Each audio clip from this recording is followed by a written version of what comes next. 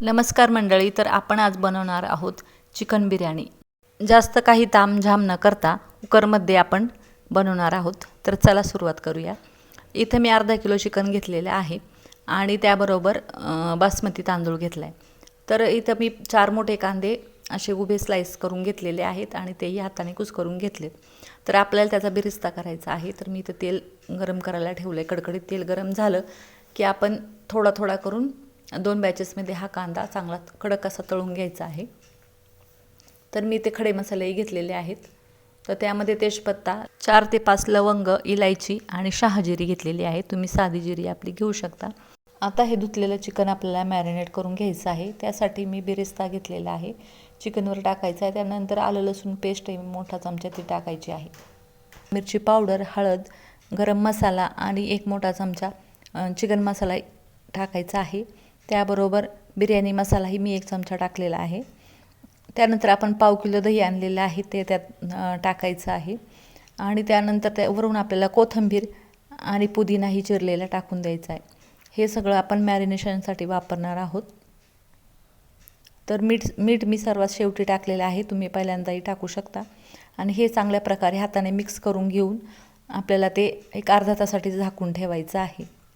तर इथे तुम्ही पाहू शकता मी चांगल्या प्रकारे मॅरिनेट करून ठेवलेलं आहे चिकन। तर आता आपण थोडंसं केशरही दुधात भिजत घालायचं आहे, आपल्याला बिर्याणीसाठी हे लागणार आहे। तर त्यानंतर मी आता कुकर घेतलेला आहे। कुकरमध्ये आपण जे बिरिस्ता केलेलं तेल आहे तेच वापरणार आहोत। ते कुकरमध्ये टाकले। त्यानंतर त्यामध्ये आपण खडे मसाले टाकून घेणार आहोत। तर इथे तेल गरम झाल्यानंतर खडे मसाले परतून घेतले। त्यानंतर आपण जो उभा चिरलेला कांदा आहे तोही टाकलेला आहे। यात मी 2 मोठे उभे चिरलेले कांदे ते टाकून घेतले आहेत। तेही चांगल्या प्रकारे परतून घ्यायचं आहे।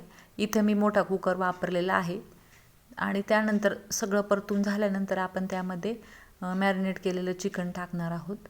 तर थोडं थोडं करून चिकन टाकायचे आणि तेही चांगलं परतून घ्यायचे। चांगलं तेल सुटेपर्यंत परतल्यानंतर आपण त्यावर थोडासा बिरिस्ता टाकणार आहोत आणि त्यानंतर आपण चिरलेली कोथिंबीर आणि पुदिनाही त्यामध्ये टाकणार आहोत आणि त्यानंतर आपण जो तांदूळ धुवून घेतलेला आहे स्वच्छ तो आपण त्यावर एक थर देणार आहोत।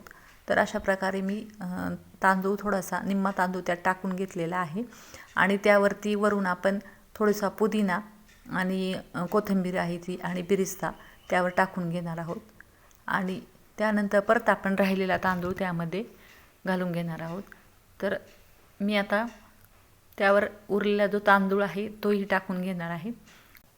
तर अशाच प्रकारे आपण दुसऱ्या लेयरवर बिरिस्ता, कोथिंबीर आणि पुदिना टाकायचा आहे आणि थोडंसं मीठ टाकायचं आहे आणि त्यानंतर आपण त्यामध्ये जे केशराचं दूध आहे तेही ओतून घ्यायचं आहे आणि सर्वात शेवटी आपण 1 मोठा चमचा तूप घालायचं आहे।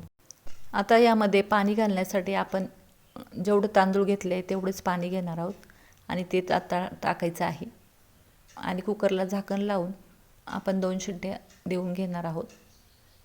तर अशा प्रकारे सर्वात सोपी अशी ही बिर्याणी आहे आणि होती चविष्ट आणि तामझाम न करता अशी ही बिर्याणी तयार होते। तर एकदा तुम्ही नक्की करून पहा। तर अतिशय सोप्या पद्धतीने अशी ही बिर्याणी केलेली आहे। तर कोणी पाहुणे आले तर आपण ही झटपट अशी बिर्याणी करू शकतो। तर तुम्ही पाहू शकता आणि मोकळी ही अशी एकदम सुटसुटीत अशी बिर्याणी तयार झालेली आहे। तर तुम्हाला रेसिपी कशी वाटली ती नक्की सांगा आणि चॅनलला लाईक, शेअर, सबस्क्राईब करा।